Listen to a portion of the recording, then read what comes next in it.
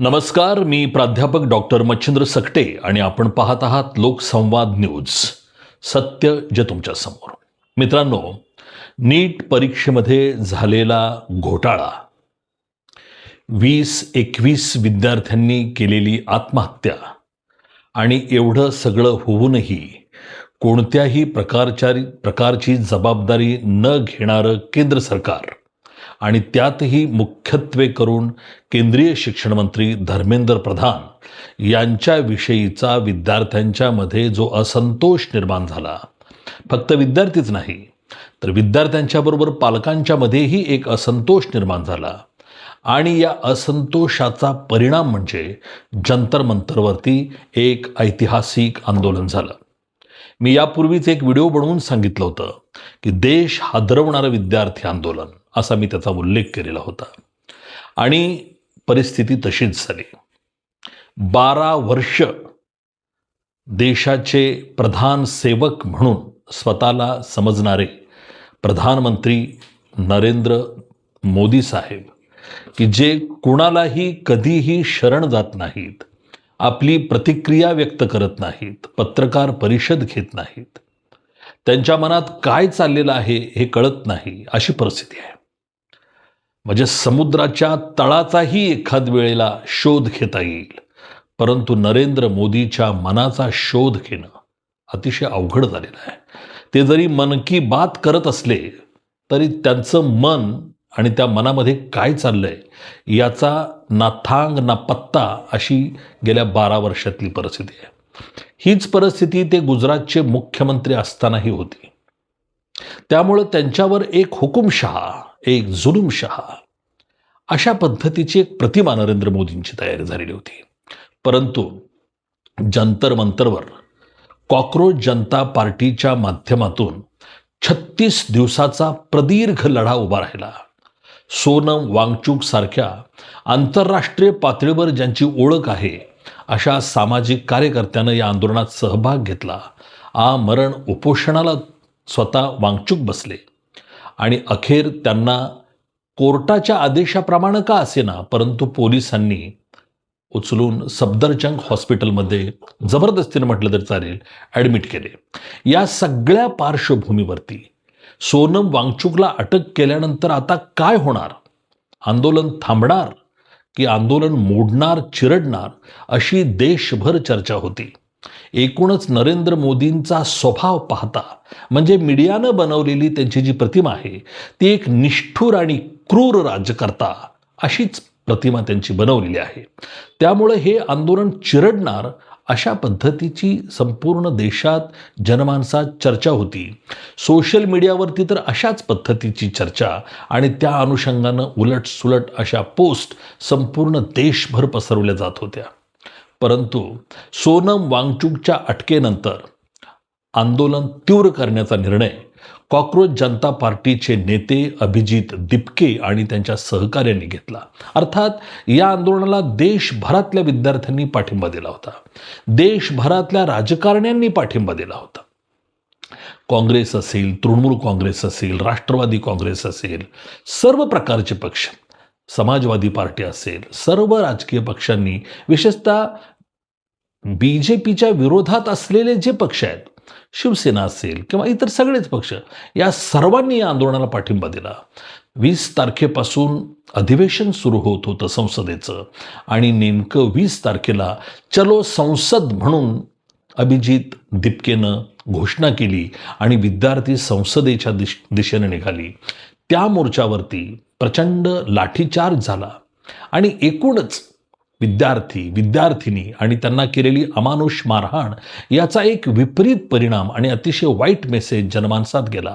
सरकारविरुद्ध धर्मेंद्र प्रधान सारखा एक केंद्रीय नेता आज जरी शिक्षण मंत्री असले तर कधी काळी ते विद्यार्थी नेते होते. अखिल भारतीय विद्यार्थी परिषद ह्या RSSच्या विद्यार्थी विंगचे ते अध्यक्ष होते. त्यांनीही अनेक आंदोलनं केलेली आहेत. ते स्वतः आंदोलनकर्ते आहेत. त्यांनी स्वतः एक्झाम परीक्षेतल्या घोटाळ्याच्या बाबतीत या धर्मेंद्र प्रधानांनीही कधी काळी आंदोलनं केलेली आहेत. आणि असा हा विद्यार्थी परीक्षा आणि एकूणच ह्या सिस्टीमशी जवळीक असणारा, त्याचं भान असणारा असा हा नेता एवढा निष्ठुर विद्यार्थ्यांच्या बाबतीत कसा काय आहे? संवेदनशीलता ह्या सरकारची गेली कुठं? असा प्रश्न पडलेला होता. आणि विद्यार्थ्यांच्यावरती झालेल्या आंदोलनकर्त्या विद्यार्थ्यांच्यावर झालेल्या या आंदोलनामुळं, मारहाणीमुळं, पोलिसांनी केलेल्या लाठीचार्जमुळं देश अस्वस्थ झाला. सेलिब्रिटी लोकांनीही या आंदोलनाला पाठिंबा दिला. सरकारच्या विरोधात लोक आणि सेलिब्रिटी उघड उघड बोलू लागले. आणि या सगळ्याचा परिणाम असा झाला की आंदोलन तर माघार घ्यायची नाही अशाच पद्धतीचा प्रयत्न या कॉक्रोच जनता पार्टीनं ठरवला. आणि या सगळ्याचा एक चांगला परिणाम असा झाला की आंदोलन थांबलं, विद्यार्थ्यांचा विजय झाला. धर्मेंद्र प्रधान या केंद्रीय शिक्षण मंत्र्यानं राजीनामा दिला. मित्र हो, एक मच्छरने एक डायलॉग आपल्याला माहीत आहे, मच्छरचा डायलॉग. त्याच पद्धतीनं झुरळांच्या संदर्भात सुद्धा देशभरात प्रतिक्रिया आलेली होती की झुरळं काय करू शकतात, पण झुरळं काहीही करू शकतात, मच्छर काहीही करू शकतात. त्यामुळं कुणालाही कमी समजू नये ही गोष्ट सर्वच राज्यकर्त्यांनी, सर्वच स्वतःला जे काय अहंकारात अडकलेले आहेत, गुंतलेले आहेत, त्या सगळ्यांनीच लक्षात ठेवलं पाहिजे. कुणालाही कमी लेखू नका. आणि अखेर विद्यार्थ्यांनी हे आंदोलन यशस्वी केलं. धर्मेंद्र प्रधानांनी राजीनामा दिला. या संपूर्ण चर्चेमध्ये सोनम वांगचुकचं कौतुक केलं पाहिजे, अभिजित दिपकेचं कौतुक केलं पाहिजे. अभिजित दिपकेच्या नेतृत्वावर विश्वास ठेवून हजारो लाखो विद्यार्थ्यांनी या आंदोलनात जी उडी घेतली त्या सगळ्यांचं कौतुक केलं पाहिजे. आणि हे सगळं करत असताना सरकारकडून जे 2 लोक संवाद साधत होते, तो संवाद करणारे लोक सुद्धा अतिशय महत्त्वाचे आहेत. त्यामध्ये एक म्हणजे JP नड्डा आणि दुसरे डॉक्टर जितेंद्र सिंह. सरकारकडून हे दोघं चर्चा करत होते आणि कॉक्रोच जनता पार्टीच्या माध्यमातून सौरभ दास आणि आशुतोष राका हे 2 विद्यार्थी चर्चा करत होते. आणि अखेर चर्चेतून एक चांगला निष्कर्ष निघाला आणि धर्मेंद्र प्रधानांनी राजीनामा दिला. अभिजित दिपकेचा विजय झाला. परंतु हा विजय फक्त अभिजित दिपकेचा नाही, हा विजय बाबासाहेबांच्या विचारांचा आहे, हा विजय भगतसिंगाच्या विचाराचा आहे, हा विजय समतावादी विचारांचा आहे. आणि हा विजय परिवर्तनाचा, सिस्टीम सुधारण्यासाठी जे जे धडपडत आहेत त्या सगळ्यांच्या स्वप्नांना बळ देणारा अशा पद्धतीचा हा विजय आहे. खरं तर सिस्टीम बदलली पाहिजे ही सोच अभिजित दिपकेची आहे. आणि कधी काळी सिस्टीम बदलली पाहिजे ही सोच घेऊन नरेंद्र मोदी या सरकारमध्ये आलेले आहेत. देशाबद्दल, विद्यार्थ्याबद्दल, माणसांबद्दल आणि एकूणच राष्ट्राबद्दल कोणाचीच भावना वाईट असण्याचं काही कारण नाही आहे. परंतु एक पंतप्रधान पदावर गेल्यानंतर स्वतःला प्रधान सेवक समजणारे नरेंद्र मोदी लोकांच्या प्रश्नावर व्यक्त का होत नाहीत, असा एक प्रश्न निर्माण झाला होता. कितीतरी मोठी आंदोलनं झाली, देशभर झाली. शेतकऱ्यांचं आंदोलन तर अगदी ताजं आहे, परंतु नरेंद्र मोदींनी त्याच्याबद्दलचा उच्चार सुद्धा कुठं काढला नाही. परंतु नरेंद्र मोदी सारख्या, मी म्हणेन कठोर काळजाच्या माणसाला सुद्धा विद्यार्थ्यांच्या आक्रोशानं मृदू करून टाकलं. नरेंद्र मोदींचं काळीज सुद्धा द्रवलं असं मी म्हणेन. विद्यार्थ्यांच्या संदर्भामध्ये एकूणच त्यांच्या भावनेचा विचार करून JP नड्डा आणि जितेंद्र सिंह चर्चेसाठी सिद्ध झाले. नड्डा आणि जितेंद्र सिंह हे काय दोघंच उठून मनानं गेले नाहीत चर्चेला. अमित शहा असतील, नरेंद्र मोदी असतील, या सगळ्यांनीच चर्चेची सूत्र त्यांच्याकडे दिली आणि अखेर हा प्रश्न सुटला आणि सर्वांनीच आनंद व्यक्त केला. खूप चांगलं झालं. आज आंदोलन संपलं आहे. 36 दिवसानंतर आंदोलन संपलंय. 36 हा आकडा आपल्या महाराष्ट्रात तरी काही चांगला मानला जात नाही.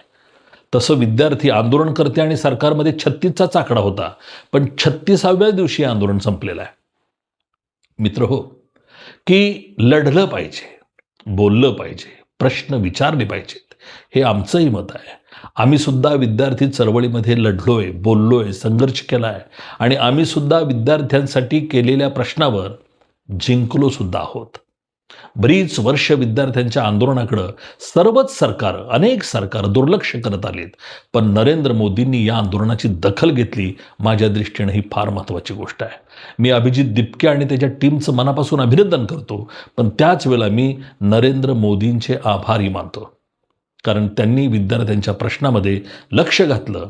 आपलेच मुलं आहेत या भावनेतून नरेंद्र मोदींनी या प्रश्नाकडे लक्ष घातलं असं मी म्हणेन.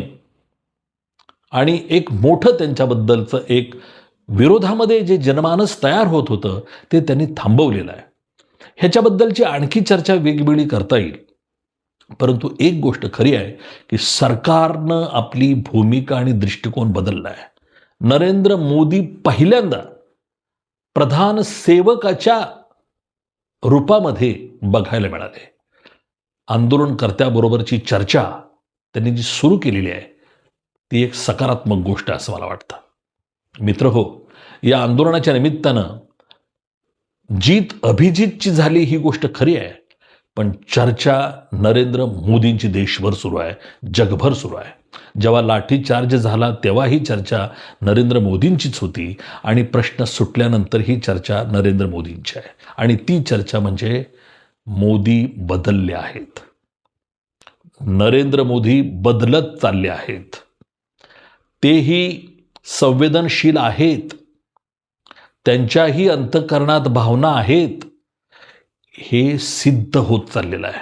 मला वाटतंय पंतप्रधान नरेंद्र मोदींपेक्षा जनमानसातील लोकांच्या प्रश्नावर बोलणाऱ्यांच्या विषयी सद्भाव ठेवणारा, सकारात्मक दृष्टी घेऊन चालणारा देशाला प्रधान सेवक हवा आहे. आणि हा प्रधान सेवक जर आता अशा पद्धतीनं बदललेला असेल तर ही खूप चांगली गोष्ट आहे. अशा सगळ्याच गोष्टीचं, सकारात्मक गोष्टीचं आपण सगळे स्वागत करूया. मित्रहो, आंदोलन संपलेलं आहे, विद्यार्थी जिंकलेले आहेत, त्यांना यश आलेल्या आंदोलनाला ही सुद्धा एक चळवळीसाठी फार महत्त्वाची गोष्ट आहे. महाराष्ट्रामध्ये सामाजिक न्याय खात्याचे मंत्री संजय शिरसाट यांनी अभिजित दिपकेच्या कुटुंबियांची भेट घेतली. ते औरंगाबादचेच आहेत आणि त्यांनी सगळ्या परिस्थिती त्यांना सांगितली. एक खूप चांगली गोष्ट आहे की याच्यामध्ये राजकीय अर्थ काढण्याची काही गरज नाही आहे. अभिजित दिपके टायफॉईडनं आजारी आहे, दवाखान्यात ट्रीटमेंट चालू आहे, त्यातूनही तो लवकर बरं व्हावा आणि लोकांच्या आणि विद्यार्थ्यांच्या प्रश्नावरती त्यानं पुन्हा एकदा आपला आवाज बुलंद करावा एवढंच मी म्हणेन. लोकांनी सरकारविरुद्ध भांडलं पाहिजे, लढलं पाहिजे, बोललं पाहिजे, आपल्या न्याय हक्काविषयी संघर्ष केला पाहिजे, यात शंकाच नाही. मग तो कुणी असो, कुठेही असो, आम्ही त्यांच्याच सोबत असणार आहे. कारण आम्ही सुद्धा हृदयामध्ये बाबासाहेब आंबेडकर नव्हे, डोक्यात आंबेडकर घेऊन चालणारी लोक आहोत. त्यामुळं अभिजितचं अभिनंदन. आणि ही जी मोदी साहेबांची बदललेली प्रतिमा आहे की मी सुद्धा माणूस आहे, मला सुद्धा संवेदना आहेत, ही जर त्यांची प्रतिमा खरी असेल तर इथून पुढच्या काळात आपल्याला नवे प्रधान सेवक दिसतील अशा पद्धतीची अपेक्षा करूया. आणि मी इथंच थांबतोय. जय भारत, जय महाराष्ट्र.